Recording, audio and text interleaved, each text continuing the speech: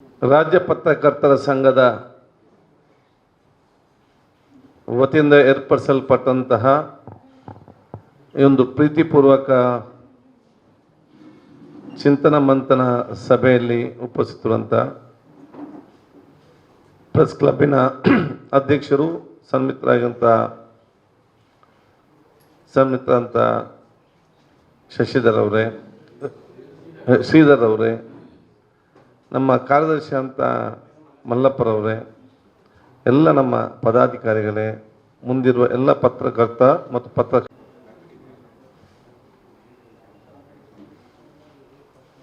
ರಾಜ್ಯ ಪತ್ರಕರ್ತ ಸಂಘದ ಈ ಒಂದು ಕಚೇರಿಗೆ ಭೇಟಿ ನೀಡಿ ನಿಮ್ಮ ಜೊತೆ ಇವತ್ತು ಕೆಲವು ವಿಚಾರ ಹಂಚಿಕೊಳ್ಳಲಿಕ್ಕೆ ಮತ್ತು ನಿಮ್ಮಿಂದ ಕೆಲವು ವಿಚಾರ ತಿಳ್ಕೊಳ್ಳಿಕ್ಕೆ. ಕರ್ನಾಟಕ ರಾಜ್ಯದ ಪತ್ರಕರ್ತರಿಗೆ ಇಡೀ ದೇಶದಲ್ಲಿ ಉತ್ತಮವಾದ ಒಂದು ಹೆಸರಿದೆ. ಈ ಒಂದು ಹೆಸರು ಮತ್ತು ಗೌರವವನ್ನು ನಮ್ಮೆಲ್ಲ ಹಿರಿಯ ಪತ್ರಕರ್ತರು ಇವತ್ತು ನಮಗೆ ಒದಗಿಸಿ ಕೊಟ್ಟಿದ್ದಾರೆ.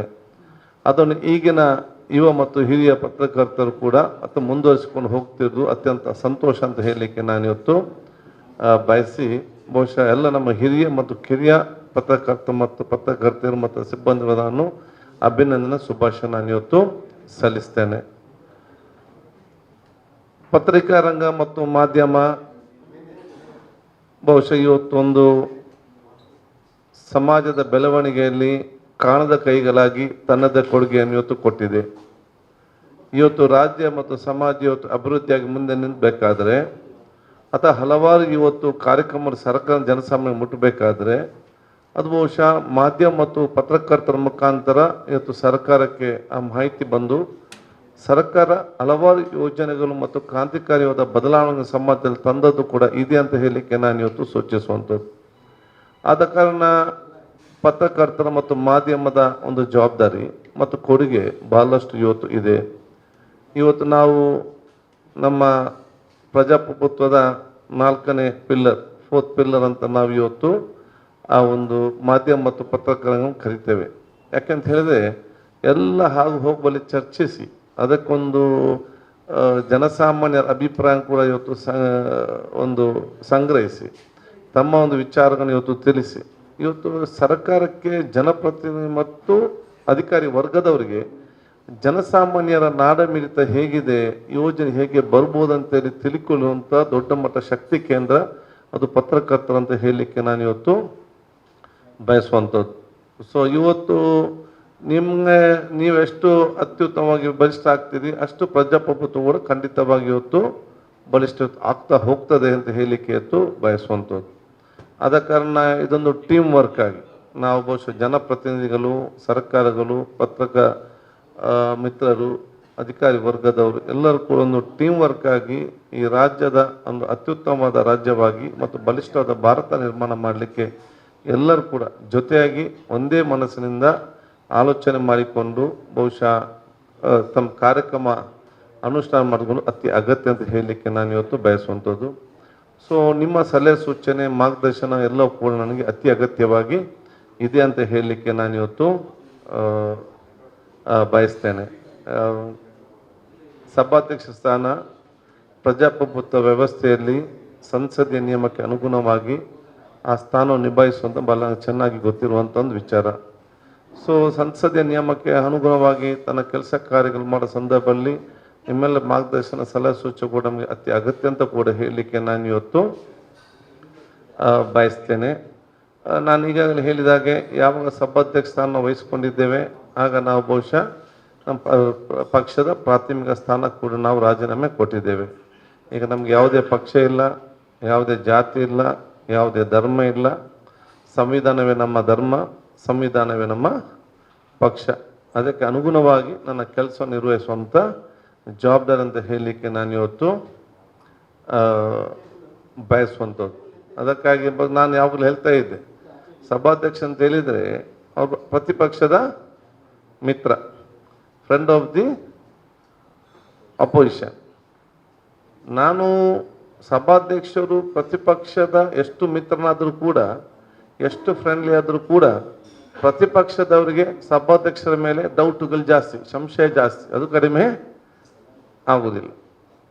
ನಾನು ಪ್ರತಿಪಕ್ಷ ಮಿತ್ರನಾಗಿದ್ದುಕೊಂಡು ಪ್ರತಿಪಕ್ಷ ಹೆಚ್ಚು ಚಾನ್ಸ್ ಮಾತಾಡಲಿಕ್ಕೆ ಕೊಟ್ಟು ಸರ್ಕಾರವನ್ನು ಸರಿಯಾಗಿ ಆಡಳಿತ ನಡೆಸಿ ಅಕೌಂಟ್ ಒಂದು ಜವಾಬ್ದಾರಿತವಾಗಿ ಸರ್ಕಾರ ನಡೆಸುವಂಥ ಜವಾಬ್ದಾರಿ ನಮ್ಮದು. ಕೆಲವೊಂದು ಸಂದರ್ಭದಲ್ಲಿ ಧರಣಿ ನಡುವಾಗ ನಮಗೆ ಬಿಲ್ಲೆಲ್ಲ ಪಾಸೇ ಮಾಡಬೇಕಾಗ್ತದೆ.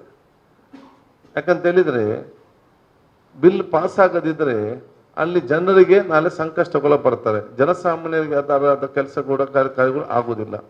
ಸೊ ಈ ಒಂದು ಸಂದರ್ಭದಲ್ಲಿ ಅನಿವಾರ್ಯ ಕಾರಣ ಆಗಿ ನಾವು ಬಹುಶಃ ಇವತ್ತು ಬಿಲ್ ಪಾಸ್ ಮಾಡಲಿಕ್ಕೆ ನಾವು ಇರಲೇಬೇಕು ಆಡಳಿತ ಪಕ್ಷದೊಂದಿಗೆ. ಯಾಕಂತ ಹೇಳಿದರೆ ಗೌರ್ಮೆಂಟ್ ಸರ್ವೆಂಟ್ಸ್ ಆನ್ ಮೆಜಾರಿಟಿ ಮತ್ತು ಪ್ರತಿಪಕ್ಷಕ್ಕೆ ಯಾವಾಗ ಕೂಡ ಮೆಜಾರಿಟಿ ಇಲ್ಲವೇ ಇರುವುದಿಲ್ಲ. ಮತ್ತು ಪರಸ್ಪರ ನೀವು ಗಲಾಟೆ ಮಾಡಬೇಕಂತ ಹೇಳಲಿಕ್ಕೆ ಕೂಡ ಆಗೋದು ಇಲ್ಲ. ಯಾಕಂತ ಹೇಳಿದರೆ ದೇ ಆರ್ ದ ಬರ್ಡನ್ ಬ್ರೆಟರ್ ಆಫ್ ದಿ ಪೊಲಿಟಿಕ್ಸ್. ಇಲ್ಲಿ ಇವರು ಏನಾದರೂ ಅವರು ಇಶ್ಯೂ ಮಾಡದಿದ್ದರೆ ಇವರೇನು ಪ್ರಯೋಜನ ಇಲ್ಲ ಅಂತ ಜನ ಕೂಡ ಹೇಳ್ತಾರೆ. ಸೊ ಇದೆಲ್ಲವೂ ಕೂಡ ಪ್ರಜಾಪ್ರಭುತ್ವ ವ್ಯವಸ್ಥೆಯಲ್ಲಿ ಆಗುವಂಥ ಕೆಲವೊಂದು ವಿಚಾರಗಳು ಸ್ವಾಭಾವಿಕ. ಇದನ್ನು ನಿಭಾಯಿಸಿಕೊಂಡು ಹೋಗುವಂಥ ಕೆಲಸವೇ ಅದು ಸಭಾಧ್ಯಕ್ಷರ ಕೆಲಸ ಅಂತ ನಾನು ಇವತ್ತು ಅರ್ಥ ಮಾಡಿಕೊಂಡಿದ್ದೇನೆ. ಅದಕ್ಕಾಗಿ ಬಹುಶಃ ನಿಮ್ಮೆಲ್ಲರ ಸಲಹೆ ಸೂಚನೆ ಸಹಕಾರ ನಾನು ಇವತ್ತು ಕೇಳಲಿಕ್ಕೆ ನಾನಿವತ್ತು ಬಂದು ನಿಮ್ಮೆಲ್ಲರೂ ಕೂಡ, ಯಾಕೆಂತ ಹೇಳಿದರೆ ನಾವು ನಾನು ಬಹುಶಃ ನನ್ನ ವಿದ್ಯಾರ್ಥಿ ಜೀವನದಿಂದಲೇ ನಾವು ಸಕ್ರಿಯವಾಗಿ ಪತ್ರಕರ್ತರು ಮತ್ತು ಮಾಧ್ಯಮದಲ್ಲಿ ಚರ್ಚೆ ಮಾಡಿಕೊಂಡೇ ನಮ್ಮ ರಾಜಕೀಯದ ವ್ಯಕ್ತಿತ್ವವನ್ನು ಬೆಳೆಸಿಕೊಂಡು ನಾವು ಬಂದವರು. ನಾನು ಶಾಸಕನಾಗೋ ಮೊದಲೇ, ನಾನು ವಿದ್ಯಾರ್ಥಿ ಮುಖಂಡನಾಗಿದ್ದಾಗಲೇ. ತದನಂತರ ನಾನು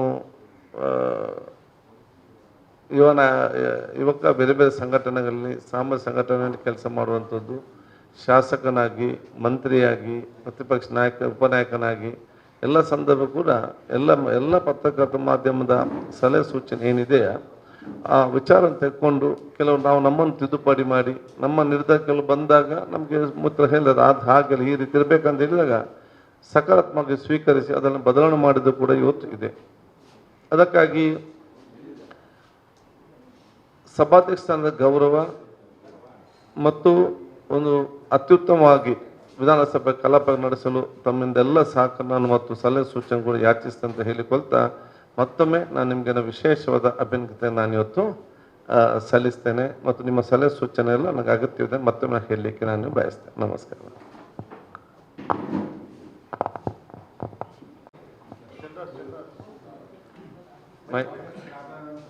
ಯಾವುದು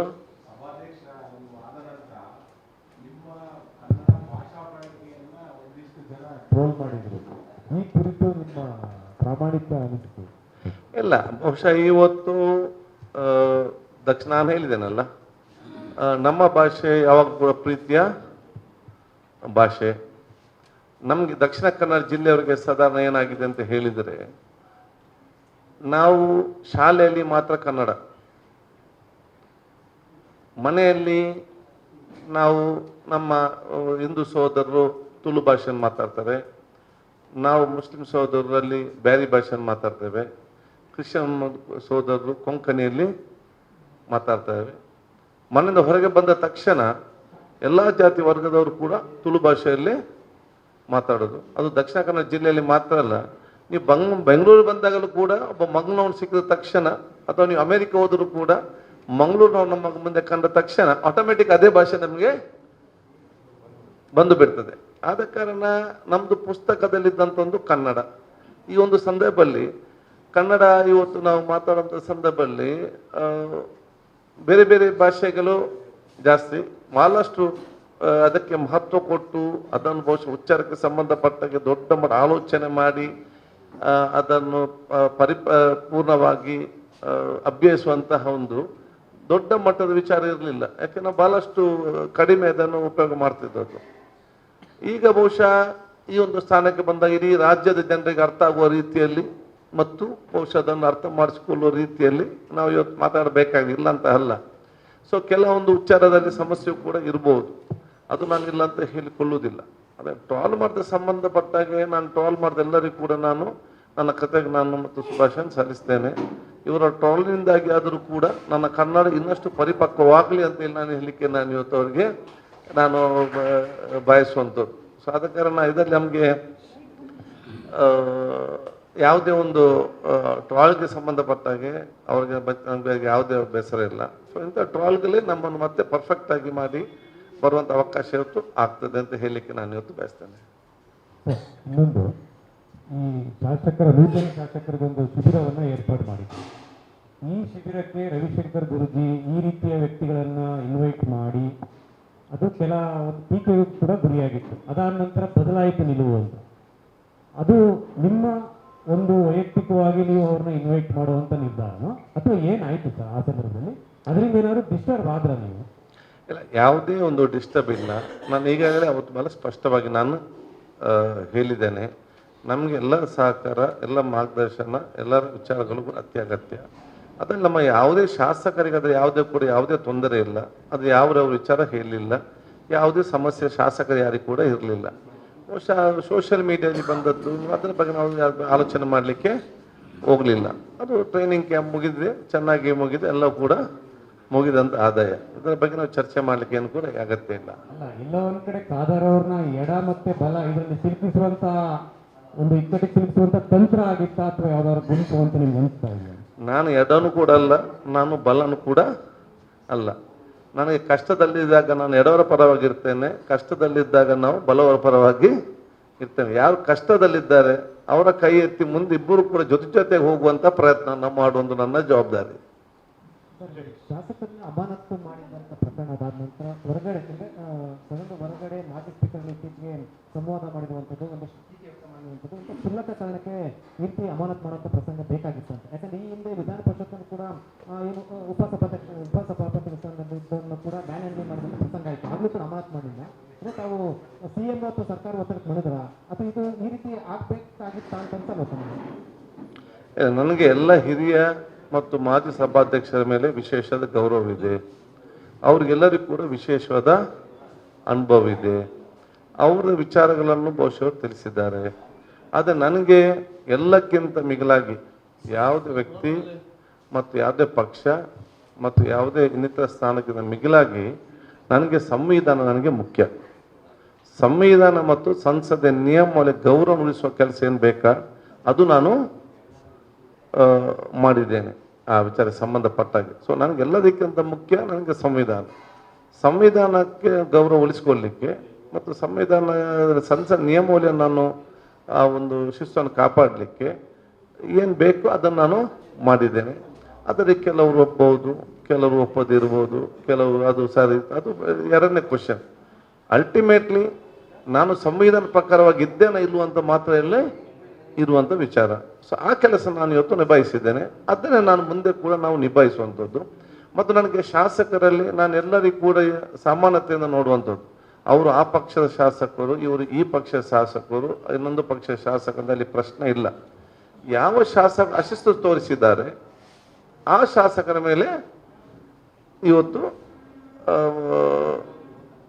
ಆ ಒಂದು ಆದೇಶವನ್ನು ಇವತ್ತು ಕೊಟ್ಟದ್ದು. ಅದೆಲ್ಲ ಕೂಡ ಇವತ್ತು ಮುಗಿದಂಥ ಆ ಒಂದು ಸಬ್ಜೆಕ್ಟಲ್ಲಿ ಮುಗಿದಂಥ ವಿಚಾರ. ನಾನು ಯಾವಾಗಲೂ ಹೇಳ್ತಾ ಇರ್ತೇನೆ, ಅಣ್ಣ ತಮ್ಮಂದಿರ ಸಮಸ್ಯೆ ಮತ್ತು ಗಲಾಟೆ ಉಂಡು ಮಲಗುವ ತನಕ, ಶಾಸಕರ ಗಲಾಟೆ ಸೆಷನ್ ಮುಗಿಯೋ ತನಕ ಅದು ಮುಗಿದಿದೆ. ಇನ್ನು ಚರ್ಚೆ ಬೇಡ, ಅದನ್ನು ಮುಗಿದಂಥ ವಿಚಾರಗಳು.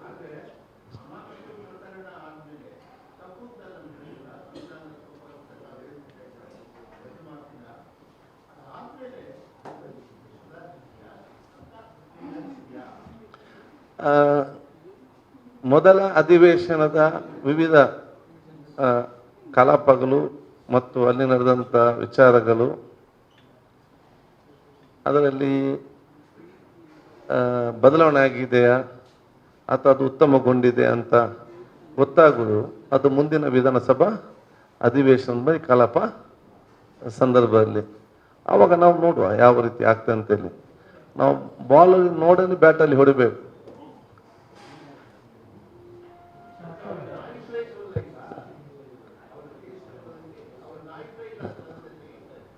ನನಗೆ ಇದು ಆ ಪಕ್ಷಕ್ಕೆ ಬಿಟ್ಟಂಥ ವಿಚಾರ. ನನಗೆ ಅವರಿಗೆ ನಾಯಕ ಇದ್ದರೂ ಒಂದೇ, ನನಗೆ ನಾಯಕ ಇಲ್ಲದಿದ್ದರೂ ಒಂದೇ. ನಾನು ಎಲ್ಲರನ್ನು ಸಮಾನತೆಯಿಂದ ನೋಡಿಕೊಂಡು ಸಂಸದೀಯ ಕಲಾಪವನ್ನು ಅತ್ಯುತ್ತಮವಾಗಿ ನಡೆಸ್ಕೊಂಡು ಹೋಗಬೇಕು. ಜನರಿಗೆ ಪ್ರಯೋಜನ ಆಗುವಂಥ ಚರ್ಚೆ ಆಗಬೇಕು. ಹಾಗೆ ಉತ್ತಮವಾದ ಒಂದು ಔಟ್ಕಮ್ ಜನರಿಗೆ ಬರಬೇಕು. ಇದು ನಾನು ಇಷ್ಟಕ್ಕೆ ಮಾತ್ರ ಸೀಮಿತ. ನನಗೆ ಅದು ಆ ಪಕ್ಷಕ್ಕೆ ಅವ್ರು ಏನಿದೆ ಅದು ಅವ್ರು ಮಾಡೋ ತೀರ್ಮಾನ ಮಾಡ್ತಾರೆ. ಸರ್, ಈಗ ನೀವು ಸಭಾಪತಿಯಾಗಿ ಪ್ರತಿಪಕ್ಷದ ನಾಯಕನ ಇರೋದಂಗೆನೆ ನೀವು ಅಧಿವೇಶನ ನಡೆಸಬೇಕಾಗಿ ಬಂತು. ಈ ಸಂದರ್ಭದಲ್ಲಿ ಸರ್ಕಾರವನ್ನ ಇಕ್ಕಟ್ಟಿಗೆ ಸಿಕ್ಕಿರುವಂತಹ ಒಂದು ಪ್ರಯತ್ನನ ಏನು ಬೇರೆ ಶಾಸಕರುಗಳು ಮಾಡ್ತಾರೆ, ಪ್ರತಿಪಕ್ಷದ ನಾಯಕನ ಜವಾಬ್ದಾರಿನ ಯಾರು ಹೊರಬೇಕಾಗುತ್ತೆ ಅನ್ನೋದು ಅವ್ರು ಕೇಳಿದ್ರು. ಸರ್, ಈಗ ನಾನು ಸಭಾಧ್ಯಕ್ಷನಾಗಿ ಅದು ನಾನು ತಲೆಗೆ ಹಚ್ಕೊಳ್ಳಿಕ್ಕೆ ಹೋಗಲಿಲ್ಲ. ಅದು ಯಾರು ಮಾಡಬೇಕು, ಏನು ಮಾಡಬೇಕು, ಅವ್ರು ಅದು ನನ್ನ ಜವಾಬ್ದಾರಿ ಅಲ್ಲದ ಅವರ ಜವಾಬ್ದಾರಿ. ಯಾರು ಬೇಕಾದರೂ ಮಾಡಲಿ. ನನಗೆ ಕಲಾಪಗಳು ಸರಿಯಾಗಿ ನಡಬೇಕು, ನನಗೆ ಚರ್ಚೆ ಸರಿಯಾಗಿ ಆಗಬೇಕು, ಸಮಯ ವ್ಯರ್ಥ ಮಾಡದೆ ನಾವು ಜನರಿಗೆ ಪ್ರಯೋಜನ ಯೋಜನೆ ತರಬೇಕು. ನಂದು ಇಷ್ಟಕ್ಕೆ ಮಾತ್ರ ಸೀಮಿತ. ಪ್ರತಿಪಕ್ಷ ನಾಯಕನು ಅದೆಲ್ಲ ಅವ್ರಿಗೆ ಬಿಟ್ಟಂತ ವಿಚಾರ.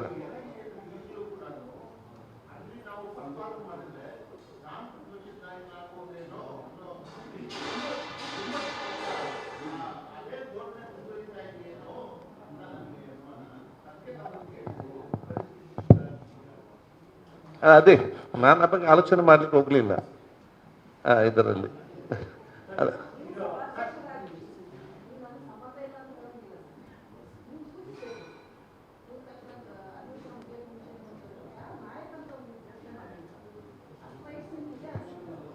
ಅದನ್ನ ಪರಿಶೀಲನೆ ಮಾಡ್ತೇನೆ. ಅಲ್ಲ, ಈಗ ಸಲಹೆ ಕೊಟ್ಟಿದ್ದೀರಿ, ಅದು ನೋಡ್ತೇನೆ.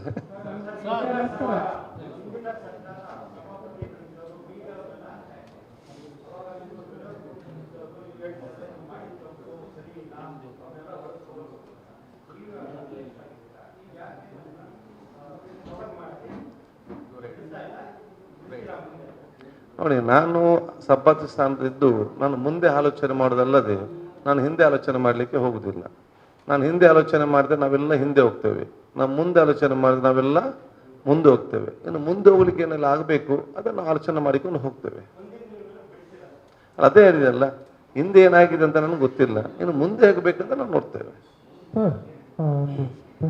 ಸರ್, ಈಗ ಸಭಾನಾಯಕರಾಗಿ ನೀವು 10 ಜನ ಸಸ್ಪೆಂಡ್ ಮಾಡಿದ್ರಲ್ಲ, ಅವಾಗ ಸಿದ್ದರಾಮಯ್ಯ ಅವರು ಏನೋ ಸನ್ನೆ ಮಾಡಿದ್ರು ಅಂತೇಳಿ ಹಲವು ಪತ್ರಿಕೆಯಲ್ಲಿ ಬಂದಿದೆ. ಇದ್ರ ಬಗ್ಗೆ ಏನ್ ಹೇಳ್ತೀರ? ಮುಖ್ಯಮಂತ್ರಿ ಅವರು ಸನ್ನೆ ಮಾಡಿದ್ದಾರೆ ಅಂತ ಸಿಗ್ನಲ್ ಕೊಟ್ಟಿದ್ದಾರೆ ಅಂತ ನಿಮಗೆ? ಇಲ್ಲ, ನಾನು ಹೇಳ್ತೇನಲ್ಲ, ನಾವು ನಮಗೆ ಪ್ರತಿಪಕ್ಷದವ್ರು ಬೇಕು, ಆಡಳಿತ ಪಕ್ಷದವ್ರು ಬೇಕು, ಎಲ್ಲರೂ ಕೂಡ ಜೊತೆಯಾಗಿ ನಾವು ಜೊತೆಯಲ್ಲಿ ಮುಂದೆ ಹೋಗಬೇಕು, ಸಂವಾದ ವಾತಾವರಣ ಸದನ ನಡೆಸಬೇಕು. ಅದು ಆಗಬೇಕು ಹೊರತು ಅಲ್ಲದೆ ಬೇರೆ ಯಾವುದು ಕೂಡ ಇವತ್ತು ವಿಚಾರ ಇವತ್ತಿಲ್ಲ.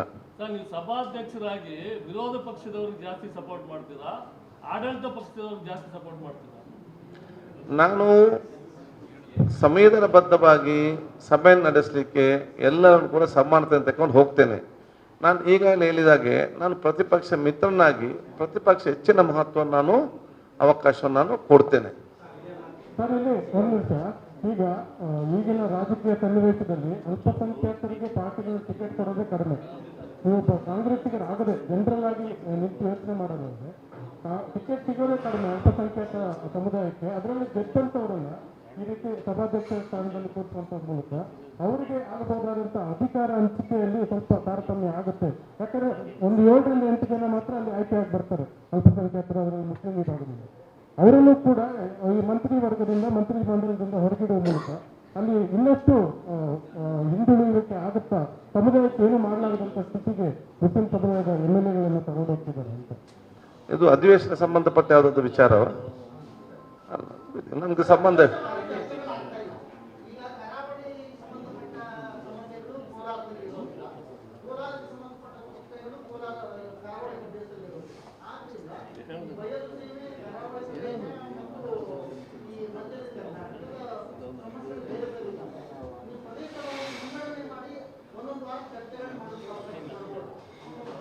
ನೋಡಿ, ಕರ್ನಾಟಕ ವಿಧಾನಸಭೆ ಅಂತೇಳಿ ಇಡೀ ರಾಜ್ಯದ ವಿಧಾನಸಭೆ. ಪ್ರತಿಯೊಂದು ಪ್ರದೇಶದ ಜನಪ್ರತಿನಿಧಿಗಳು ಬರಬೇಕನ್ನೋ ಉದ್ದೇಶ ಏನು? ಆ ಪ್ರದೇಶದ ವಿಚಾರಗಳು ಚರ್ಚೆ ಆಗಬೇಕು, ಅಲ್ಲಿ ಆ ಜನ ಸಮಸ್ಯೆಯ ಬಗ್ಗೆ ಅರಿಸಬೇಕು, ಅದಕ್ಕಾಗಿದ್ದಂಥ ವಿಚಾರ. ಸೊ ಅಲ್ಲಿ ಎಲ್ಲ ಸದಸ್ಯ ಮಾತಾಡೋದು ಅವಕಾಶ ಇದೆ. ಆ ಅವಕಾಶ ಅವ್ರ ಕೇಳಿ ನಾವು ಮಾತಾಡೋಕ್ಕೆ ಅವಕಾಶ ಕೊಡ್ತೇವೆ.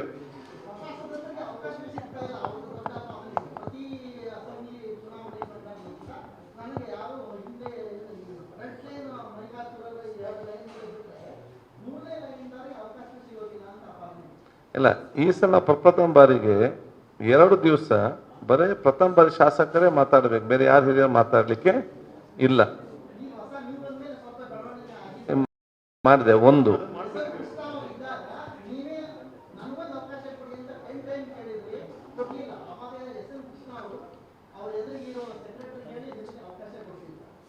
ನಾನು ಅದನ್ನೇ ಹೇಳುದು. ಅಲ್ಲ, ಅದನ್ನೇ ಎಲ್ಲ ಶಾಸಕರು 2 ದಿವಸ ಬರೇ ಹೊಸ ಶಾಸಕ ಮಾತ್ರ ಮಾತಾಡೋದಲ್ಲ, ಬೇರೆ ಯಾರಿಗೂ ಕೂಡ ಇಲ್ಲ. ಬಹುತೇಕ ಎಲ್ಲ ಹೊಸ ಶಾಸಕರು ಮಾತಾಡಿದರು. ಆದರೆ ರಾಜಕೀಯದಲ್ಲಿ ಯಾರು ನಿಮ್ಗೆ ಅವಕಾಶ ಕೊಡ್ಲಿಕ್ಕೆ ಮುಂದೆ ಬರುವುದಿಲ್ಲ, ನೀವು ಮುಂದೆ ಅವಕಾಶ ತಗೊಳ್ಬೇಕು. ಆ ಚಾಣಕ್ಷತೆಯನ್ನು ಎಲ್ಲ ಸದಸ್ಯರು ಮೈಗೂಡಿಸಿಕೊಂಡು ಬರಬೇಕು.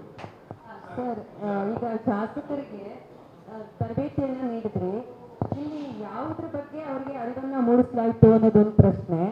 ಅದ್ರ ಜೊತೆಗೆ ಈಗ ಸಂವಿಧಾನದ ಬಗ್ಗೆ ಬಹಳಷ್ಟು ವಾಗ್ವಾದಗಳು ನಡೀತಾ ಇದೆ, ಚರ್ಚೆಗಳಾಗ್ತಾ ಇದೆ. ಇದ್ರ ಬಗ್ಗೆ ಸಂವಿಧಾನ ತಜ್ಞರಿಂದ ಏನಾದರೂ ಅವರಿಗೆ ಅದ್ರ ಬಗ್ಗೆ ಹೆಚ್ಚಿನ ಅರಿವನ್ನ ಮೂಡಿಸೋದಕ್ಕೆ ಸಾಧ್ಯ ಆಯ್ತಾ ಈ ಶಿಬಿರದಲ್ಲಿ ಅಂತ? ಈಗ ನಾವು ಪ್ರಥಮ ಬಾರಿಗೆ ಶಾಸಕರಿಗೆ ಬಹುಶಃ ಒಂದು ತರಬೇತಿಯಲ್ಲಿ ಶಾಸಕರ ಪಾತ್ರ ಏನು, ಅವ್ರು ಹೇಗೆ ಅದನ್ನು ಚರ್ಚೆ ಮಾಡಬೇಕು. ಏಕೆಂದರೆ ನಾನು ಕೂಡ ಶಾಸಕನ ಬಂದಾಗ ನಮ್ಗೆ ಹೇಗೆ ಪ್ರಶ್ನೆ ಕೇಳಬೇಕು, ಏನು 0 ಅವರ್ 69 ಏನು ಕ್ವಶನ್ ಹೇಗೆ ನಾವು ಹಾಕಬೇಕು ಮತ್ತು ಚರ್ಚೆ ನಮ್ಗೆ ಕೂಡ ಮಾಹಿತಿ ಇರಲಿಲ್ಲ. ನಾನು ಬಹುಶಃ ನಮ್ಮ ಪಕ್ಕದಿದ್ದನ್ನು ಕೇಳಿಕೊಂಡು ನಾನು ತಿಳ್ಕೊಂಡಿದ್ದೆ. ಅದಕ್ಕಾಗಿ ಈ ಸಲ ಬಹುಶಃ ಅವ್ರಿಗೆಲ್ಲವೂ ಕೂಡ ಒಬ್ಬ ಶಾಸಕನಾಗಿ ಅಸೆಂಬ್ಲಿ ಒಳಗಡೆ ಯಾವ ರೀತಿಯಿಂದ ಇರಬೇಕು ಅಂತ ಹೇಳಿ ಬಹುಶಃ ಅವ್ರಿಗೆಲ್ಲ ರೀತಿಯ ಮಾಹಿತಿಯನ್ನು ಬೇರೆ ಬೇರೆ ನಮ್ಮ ಮಾಜಿ ಸ್ಪೀಕರ್ಗಳು, ಮಾಜಿ ನಾಯಕರು, ಮುಖ್ಯಮಂತ್ರಿಗಳು, ಮಂತ್ರಿಗಳು, ಹಿರಿಯ ತಜ್ಞ ಎಲ್ಲರೂ ಕೂಡ ಬಂದು ಅವರ ಅನುಭವ ಮತ್ತು ವಿಚಾರಗಳನ್ನು ಇವತ್ತು ತಿಳಿಸಿದ್ದಾರೆ. ಅದರ ಜೊತೆಯಲ್ಲಿ ಅವರಿಗೆ ಸಮಯ ಸಂಬಂಧಪಟ್ಟ ಪುಸ್ತಕ ನಾವು ಇವತ್ತು ಕೊಟ್ಟಿದ್ದೇವೆ. ಬಹುಶಃ ಇವತ್ತು ಸಂವಿಧಾನಕ್ಕೆ ಅನುಗುಣವಾಗಿ ಅದು ತಿಳ್ಕೊಂಡು ಎಲ್ಲರೂ ಕೂಡ ವ್ಯಕ್ತಿತ್ವ ರೂಪಿಸಿಕೊಳ್ತಾರೆ ಎಂಬ ವಿಶ್ವಾಸ ನಮಗೆ ಚೆನ್ನಾಗಿ ಇವತ್ತು ಗೊತ್ತಿದೆ. ಬಗ್ಗೆ ಮಾಹಿತಿ ಬೇಕು, ಅಲ್ಲಿ ಪಡ್ಕೊಳ್ಳುವಂಥ ಅವಕಾಶ ಕೂಡ ನಾವು ಮಾಡಿ ಕೊಟ್ಟಿದ್ದೇವೆ. ಎಲ್ಲ ಬಿಲ್ಗಳ ಬಗ್ಗೆ ಬಹಳ ಚರ್ಚೆ ಆಯಿತು. ಬಹುಶಃ ನಮ್ಮ ಈ ಅಲ್ಲಲ್ಲ ನಮ್ಮ ಈ ಫಸ್ಟಿಗೆ 5 ಬಿಲ್ ಬಂದಾಗ ಎಲ್ಲ ಬಿಲ್ಲು ಚರ್ಚೆಯಾಗಿ ಬಹುಶಃ ನಮ್ಮ ಅಗ್ರಿಕಲ್ಚರ್ ಬಿಲ್ APMCದು ಅದು ಭಾಳ ಮರುದಿವಸಕ್ಕೆ ತಂದು ಅದು ಕೂಡ ಚರ್ಚೆ ಆಯಿತು. ಮತ್ತೆ 2 ಬಿಲ್ ಬಂತು. ಯಾವಾಗ ಲಾಸ್ಟ್ ಧರಣಿ ಇರುವಾಗಲೇ 2 ಬಿಲ್ ಬಂತು. ಒಂದು ಬಿಲ್ ನಮ್ಮ ಒಂದು ಕೋಆಪರೇಟಿವ್ ಮತ್ತು ಇನ್ನೊಂದು ನಿಮ್ಮ ಇದು PTCL ಫೈಲ್. ನೀವು ನೋಡಿ, ಅದು ಬಂದಾಗಲೂ ಕೂಡ ಪ್ರತಿಪಕ್ಷದವರು ಇಲ್ಲದಿದ್ದರೂ ಕೂಡ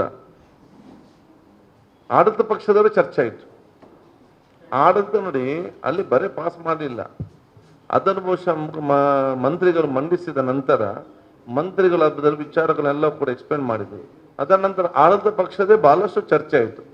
ನಿಮ್ಮ ಈ ರೆವೆನ್ಯೂ ತಿದ್ದುಪಡಿ, ಭೂ ತಿದ್ದುಪಡಿಯಲ್ಲಿ PTCL ಫೈಲ್ ಸಂಬಂಧಪಟ್ಟಾಗೆ ಅರ್ಧ ಗಂಟೆ ಚರ್ಚೆ ಆಯ್ತಲ್ಲ, ಎಲ್ಲ ಮಾತಾಡಿ. ಅಭಯ ಪ್ರಸಾದ್ ಮಾತಾಡಿದ್ರು, ನರೇಂದ್ರ ಸ್ವಾಮಿ ಮಾತಾಡಿದ್ರು, ನಾರಾಯಣ ಸ್ವಾಮಿ ಮಾತಾಡಿದ್ರು, ನಿಮ್ಮ ರಘುಮೂರ್ತಿ ಅವರು ಮಾತಾಡಿದ್ರು. ಎಲ್ಲರೂ ಕೂಡ ಮಾತಾಡಿ ಚರ್ಚೆಯಾಗಿ ಅವರ ಬೈರಕೃಷ್ಣ ಅವರ ರೆವೆನ್ಯೂ ಮಿನಿಸ್ಟರ್ ಅವರೆಲ್ಲ ಸಂಶಯ ದೂರ ಮಾಡಿದ ನಂತರವೇ ಇವತ್ತು ಬಿಲ್ ಪಾಸ್ ಆಯಿತು. ಎಲ್ಲಿ ಕೂಡ ನೇರವಾಗಿ ಬಿಲ್ ಪಾಸ್ ಮಾಡಲಿಲ್ಲ. ಪಾಸ್ ಮಾಡಲಿಕ್ಕೆ ಚರ್ಚೆಗೆ ಅವಕಾಶ ಇತ್ತು. ನೀವು ಬಗ್ಗೆ ರೆಕಾರ್ಡ್ ತಗೊಂಡು ಅದನ್ನು ನೋಡ್ಬೋದು. ಸೊ ನಾವು ಚರ್ಚೆಗೆ ಅವಕಾಶ ಮಾಡಿ ಕೊಡ್ತೇವೆ. ನೋಡಿ, ನಾನು ಈಗಾಗಲೇ ಹೇಳಿದಾಗೆ ಪ್ರಜಾಪ್ರಭುತ್ವದಲ್ಲಿ ಧರಣಿ ಇದೆಲ್ಲ ಸ್ವಾಭಾವಿಕ ಇರ್ತದೆ. ಆದರೆ ನಮಗೆ ಒಂದು ಕಡೆ ವಿಧಾನಸಭೆಯನ್ನು ನಾವು ಸಮಯಕ್ಕೆ ಅನುಗುಣವಾಗಿ ನಡೆಸಿಕೊಳ್ಬೇಕು. 2ನೇದು ಸದನ ಗೌರವವನ್ನು ಉಳಿಸ್ಕೊಳ್ಬೇಕು. 3ನೇದು ಸಮಾಜಕ್ಕೆ ಅತ್ಯಗತ್ಯ ಇರುವಂಥ ಬಿಲ್ ಮತ್ತು ಯಾವುದಿದೆಯಲ್ಲ ಅದನ್ನು ನಾವು ಸರಿಯಾದ ಸಮಯದಲ್ಲಿ ಪಾಸ್ ಮಾಡಬೇಕು. ಯಾಕಂದ್ರೆ ವಿಧಾನ ಪರಿಷತ್ಗೆ ಹೋಗಿ ಮತ್ತೆ ನಮಗೆ ರಿಟರ್ನ್ ಬರಬೇಕು. ನಾವು ಜನರಿಗೆ ಪ್ರಯೋಜನ ಆಗುವಂಥ ಮತ್ತು ಸಮಾಜಕ್ಕೆ ಅತ್ಯಗತ್ಯ ಆಗುವಂಥ ಕೆಲವೊಂದು ಬಿಲ್ಗಳು ನಾವು ತರದಿದ್ದಲ್ಲಿ ಇದನ್ನು ಬಹುಶಃ ನಾವು ಇಷ್ಟು ದಿವಸ ವಿಧಾನಸಭೆ ನಡೆಸಿ ಅದೇನು ಪ್ರಯೋಜನ? ಕೆಲವೊಂದು ಕಾರಣಗಳಿಂದ ಪ್ರತಿಪಕ್ಷ ಧರಣಿ ನಡೆಸ್ತಂತ ಹೇಳಿಕೊಂಡು ನಾವು ಬಿಲ್ಗಳನ್ನೇ ನಾವು ಪಾಸ್ ಮಾಡಿದ್ರೆ ಕೂತ್ಕೊಂಡ್ರೆ ನಾವು ಯಾವ ಬಿಲ್ಗಳು ಕೂಡ ಬರಲಿಕ್ಕೆ ಸಾಧ್ಯವಿಲ್ಲ. ಬಿಲ್ಗಳು ಬಂದಾಗ ಧರಣಿ ಕೂತ್ಕೊಂಡ್ರೆ ನಾವು ಬಿಲ್ ತಗೊಳ್ಳೋದಿಲ್ಲ ಅಂತ ಹೇಳಿದ್ರೆ ಎಲ್ಲ ಬಿಲ್ ಯಾವ ಬಿಲ್ಗಳು ಪಾಸ್ ಆಗಲಿ ಚಾನ್ಸ್ ಇಲ್ಲಲ್ಲ.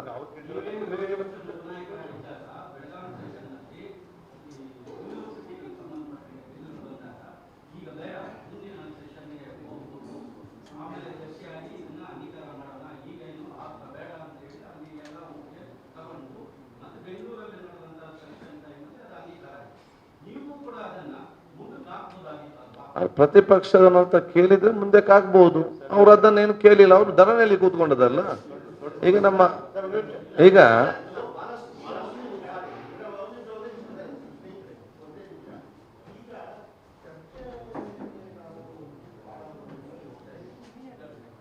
ಹಿರಿಯ ನೋಡಿ, ರಾಜಕೀಯದಲ್ಲಿ ಹಿರಿಯರಿಂದ ಕಲಿತಂತೆಲ್ಲ ಅನುಭವ ಮತ್ತು ಜನಸಾಮಾನ್ಯರನ್ನದಂತ ಓಡಾಟ ಇದೆಲ್ಲವೂ ಕೂಡ ನಮ್ಮ ವ್ಯಕ್ತಿತ್ವದಲ್ಲಿ ಪ್ರದರ್ಶನವಾಗಿ ಬೇರು ಬಿಟ್ಟಿದೆ.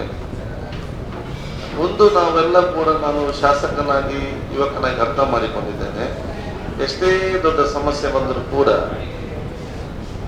ತಾಳ್ಮೆ ಇದ್ದಿದ್ರೆ ಮಾತ್ರ ಸಮಸ್ಯೆ ಪರಿಹಾರ ಸಿಕ್ಕ ಹೊರತು ತಾಳ್ಮೆ ತಪ್ಪಿದ್ರೆ ಏನು ಪರಿಹಾರ ಸಿಗ್ಲಿಕ್ಕೆ ಸಾಧ್ಯ ಇಲ್ಲ. ಸೊ ಮೆಲ್ಲ ತಿಂದ್ರೆ ಮುಳ್ಳನ್ನು ಕೂಡ ತಿನ್ಬಹುದು.